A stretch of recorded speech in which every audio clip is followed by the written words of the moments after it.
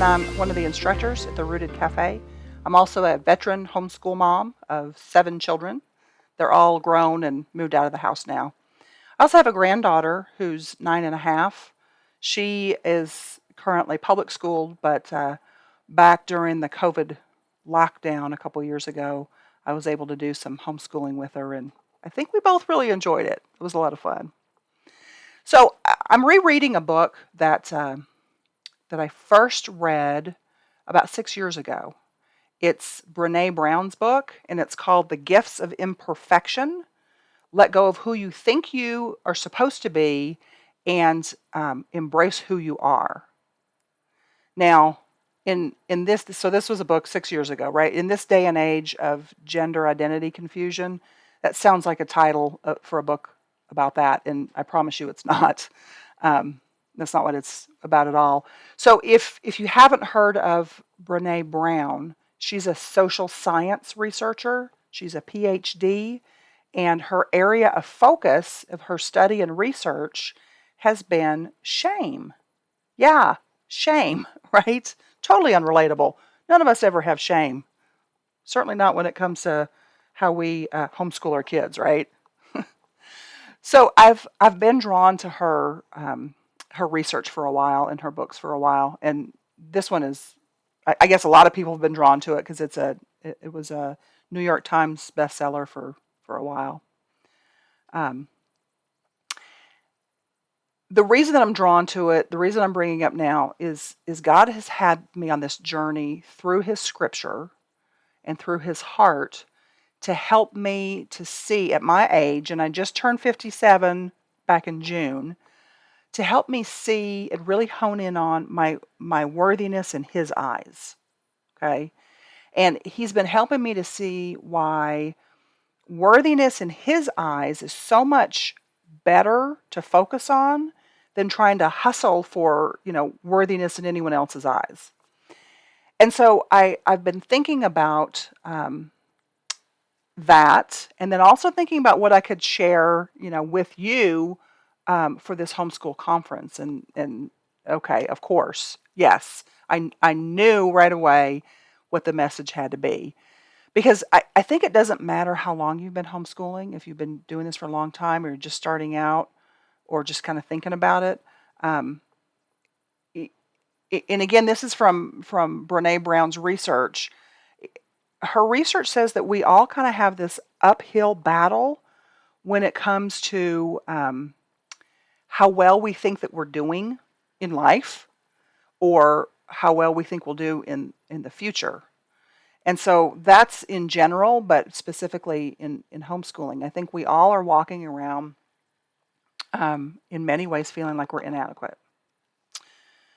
So, I don't think any of us are immune to like that barrage from our society, and that includes the homeschooling world, that tells us who, what, when, where, why, how that we should be, how we should homeschool, what that should look like.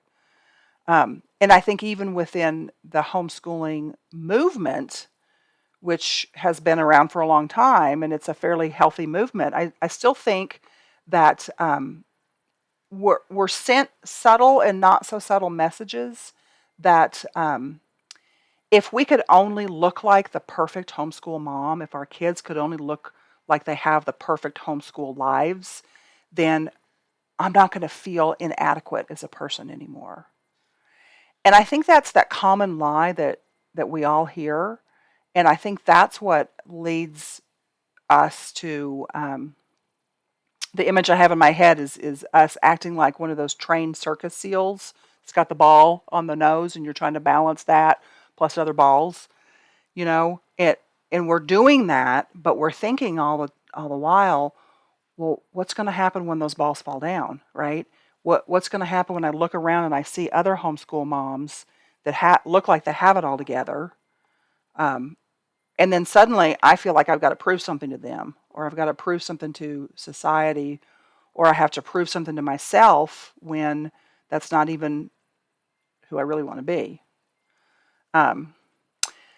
So what I want to do is kind of talk about changing from this question that I think we all, as homeschoolers, homeschool moms, always have, what will people think of me, right?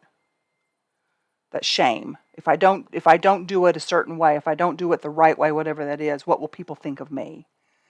And so changing that focus from that to, hey, God made me worthy in the first place, so I belong. All right. Now, from what I hear about this conference, you're going to be getting a lot of really great how-tos, like specifics, which I think is really, really important, no matter if you're just starting out homeschooling or if you've been doing it for a number of years and you need to make a mid-year course correction in your curriculum. So how-tos are really important. I think in a lot of ways that's more needed than like the theory. But because I know you're going to be getting a lot of that, I wanted to have my message kind of be the stepping back a little bit from those details and kind of look at the big picture of why. And in this case, why are you qualified?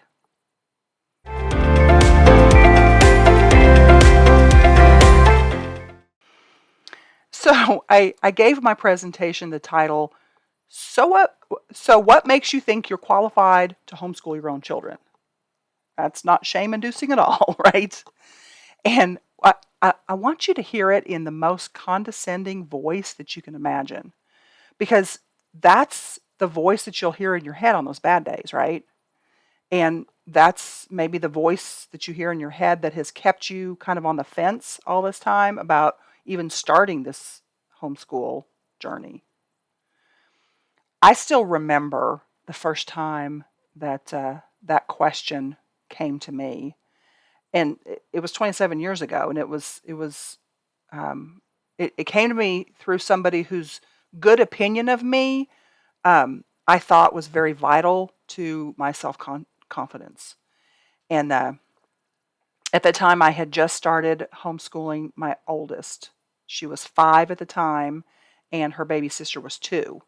So I told you earlier I have 7 children. I just had 2 when I first started homeschooling. But you know what? It doesn't really matter who asks that question the first time you hear it, and it could just be that's in your head. It's intimidating. So just what makes you qualified to homeschool your kids? Now, my initial response was a shame response, which is why that Brene Brown book was and still is so good.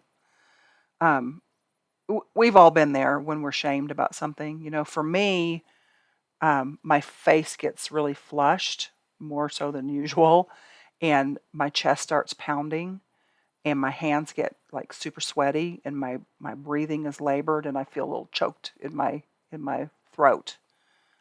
Through the years, I've been able to identify what it feels like to feel shamed, so that I don't maybe act out of that to the degree that I used to. But we all know what shame feels like, right? It feels like I've been found out.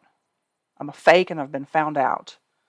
I don't, in shame when it comes to homeschooling, like with this question, it means I don't belong in the homeschool world. So, just by me explaining to you my shame response, you can kind of guess that, in fact, I didn't rock the answer to that question at all. I very much stumbled on my words, and I averted my eyes, even more so than usual. And I said, I don't know, something that I don't remember. And then I kind of tacked on this little thing at the end, and I said, well, God called me to this, so there. And then I quickly left, licking my wounds and wondering when that echo of I don't belong would stop ringing in my ears. So that was 1995 when that happened, and now it's 27 years later, and I know a lot more now. And of course, my answer at the end there is actually the truth, because it is true that if God called me to homeschooling, He will qualify me, right? And we all know and love that saying, God doesn't call the qualified, he qualifies the called. Um, and so I'm certainly not saying otherwise now, but at the time, I did wish that I had been better prepared to answer, if nothing else, at least for my own confidence boost, to know that I do belong as a homeschooler. And I wish I would have answered with more clarity about just how it is that he qualified me. So that's what I want to share in the remainder of our time together today. Um, and nothing that I'm going to share with you is something that you don't already know deep within you. Okay, so I don't imagine that I'm going to be teaching you anything new, but maybe what I'll do is I'll be able to remind you of what you knew about yourself and maybe forgot. Or maybe it's something that intrinsically you knew, but you kind of overlooked it in your day-to-day life. You didn't bring it up to the forefront of your mind. All right. So, you ready?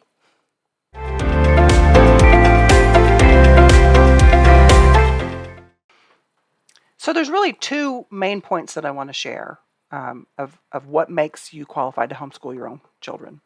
And the first one is you know your child or children and you've got a connection with them. So what that means is that you've already done the work of getting to know your child just in the natural course, the day-to-day of parenting them, right? You've already logged in hours and hours of quality and quantity time with your children. And because of that, you already know their interests, their likes, their dislikes, their abilities, the things that challenge them, right? So here's an example from my life. So by the time that my firstborn daughter was ready for kindergarten, I already knew that she learns best when she's free to explore her world around her without me telling her that it has to be done in a certain way or at a certain time. Okay, I already knew that before we ever started kindergarten and learning anything. So I knew from prior experience that the number one way to get her to shut down and learning is for me to tell her she had to do it my way or else. And or that she has to do it right now on my timetable with no questions asked, right? And then another one of my children, I was able, just in being their parent, I was able to learn that their best time for learning new things was about mid-morning.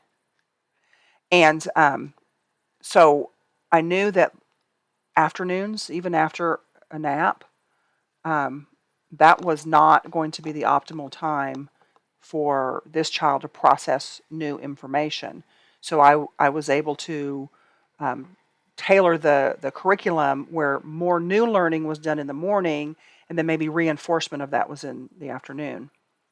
Um, and then I also was able to know that for certain of my older children, they really took their older sibling role seriously, and they loved to be the teacher or know-it-all. If they learned something new, they wanted to share it with their brothers and sisters, and it that was great because later I learned that there's actually research that says um, that and parents can capitalize on this tendency of one child wanting to teach it to another child, to teach what they've just learned to another child, because when we learn something and we can then teach it to somebody else, that reinforces the concepts in our mind. And it's also a really great way for you as a parent to know if your child mastered the material, because they have to master it in order to be able to explain it to somebody else, right? So with my older children, a lot of times I didn't even need to do the standard sort of tests because they were teaching it to the younger children um, organically. I didn't make them, like, they weren't the teachers, but they would just, as they're playing, as they're going about their day, they would teach some of these things to their younger children and the younger siblings. And so I knew they got the material. And I also knew that one of my children was like really serious, one of those old serious people. So in preschool, I knew that I couldn't be as silly, as I would be with some of his brothers and sisters, because that goofiness didn't rock his world, but letting him kind of be his own little authority, that really, really made a difference to him. And, when you think about it, professional teachers, they're not going to be able to even begin to know any of those things about your child among a class of 20, 30 sometimes, even by the end of the school year. And even if they're, in public school or private school, even if they had a teacher that was able to kind of know a lot of these things about their students, well, the next year you go to another class and another teacher and you got to start it all over again, right? So the other thing, you love your child, right? And that's a given. And the time investment that you have put into their education, that goes beyond a paycheck, right? And it goes beyond this, even this sense of, wanting to impact the next generation, which paycheck and motivating the next generation, impacting the next generation, that might be motivation for professional teachers. And, I have nothing against professional teachers. I absolutely admire them because they're taking other people's children day in and day out, right? And for the higher good of society is their motivation for doing that. And so that's certainly commendable. But see, you have that, plus your motivation probably snuggles you at night, right? And calls you mom or mommy, and they love you. So you have all of the motivation of the professional teachers and then some. So that motivation is a qualifier.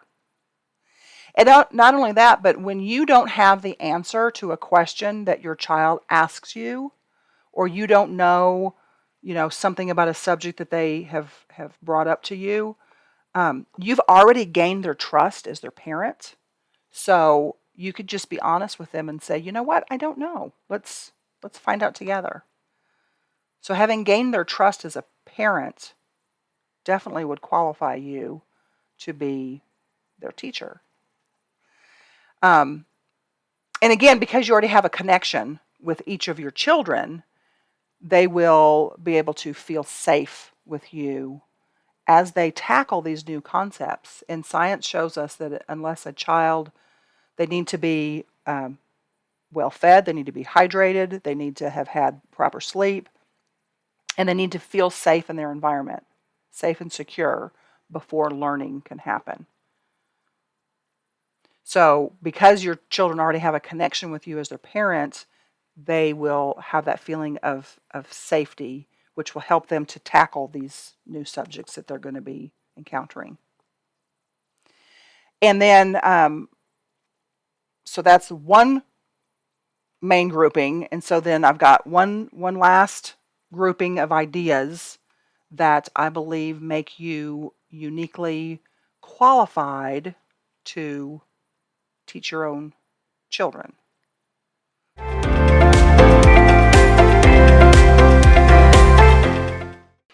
So the last main category that I want to share is that you have the time and the means, and you can change things that aren't working for each child individually.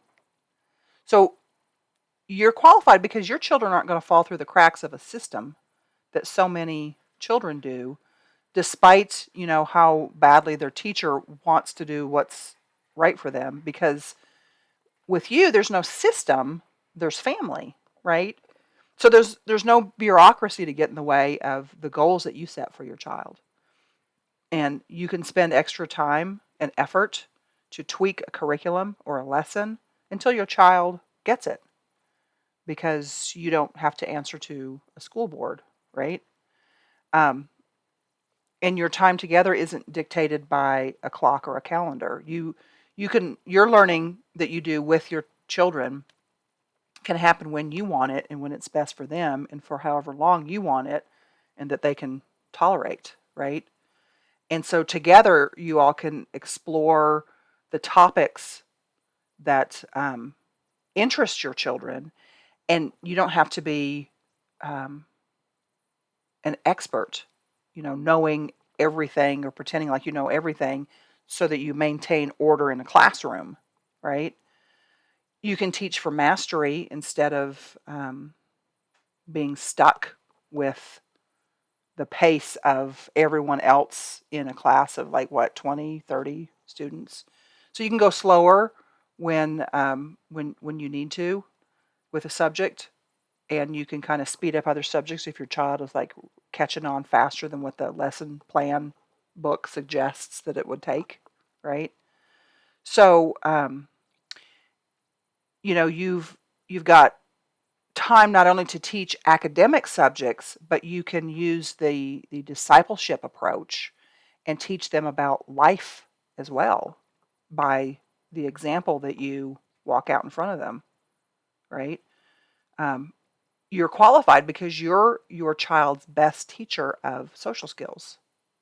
And yes, yes, I went there, the S word, the big S word. Well, actually, I said social skills, but you probably heard socialization, right? The bane of every homeschooler's existence.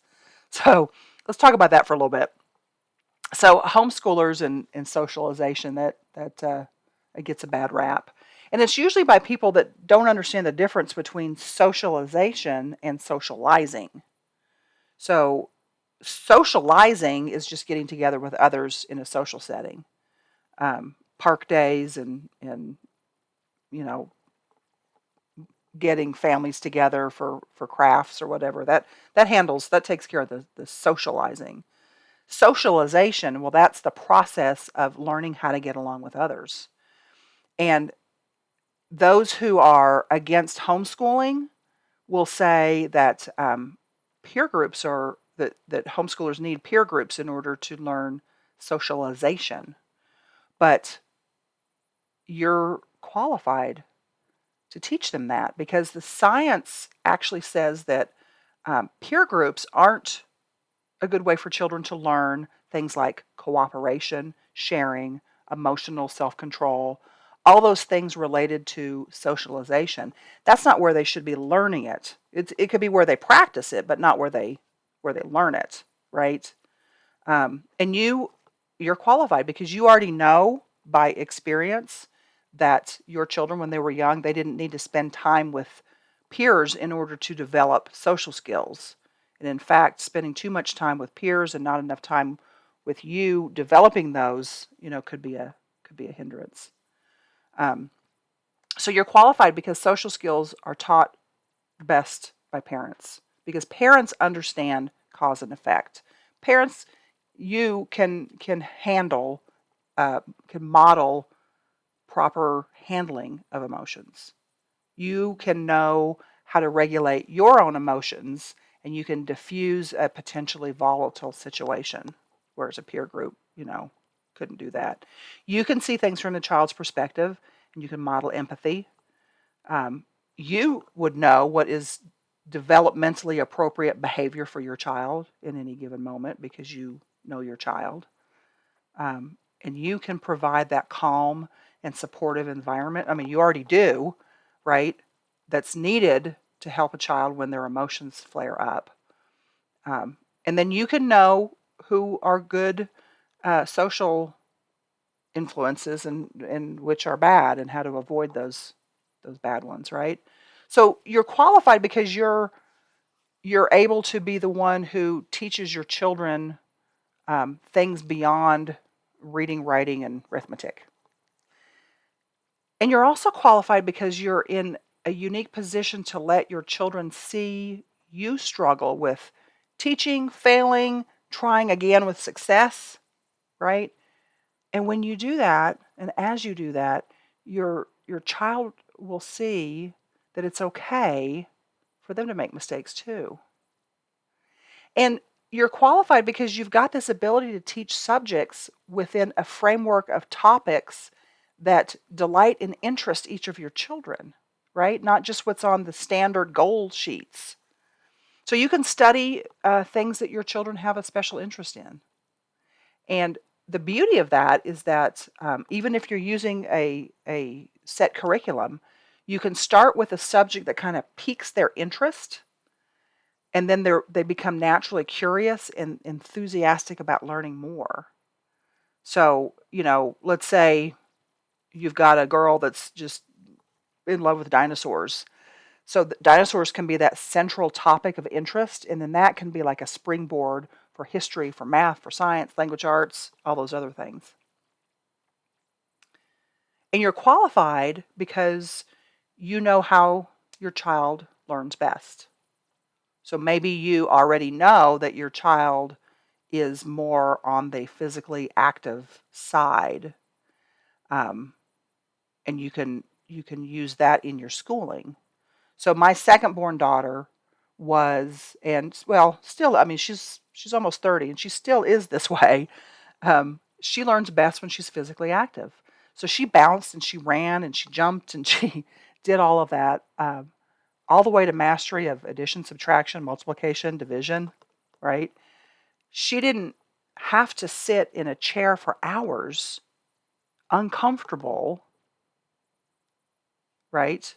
Well, she didn't once I found out that doing that, making her sit in a chair for school time, stifled her learning. Once I learned that she could do all those jumpy, bouncy things, and she was able to learn better, right? So what university trained teacher is able to run a classroom like that? It can't, because that would be anarchy, even if the teacher knows that that's the best way, right? So, here I am 27 years later, and it boils down to these are the things that I would have wanted to have answered that question. What makes you think you're qualified to homeschool your children? And it all comes down to this. Successful education isn't really a measure of how much the educator knows, but how well the students learn. And you, mom, you know how your child or children learn best. You've already learned this as their parent. So when you tap into the strengths of what you already know about them, you're going to do great. And you are qualified.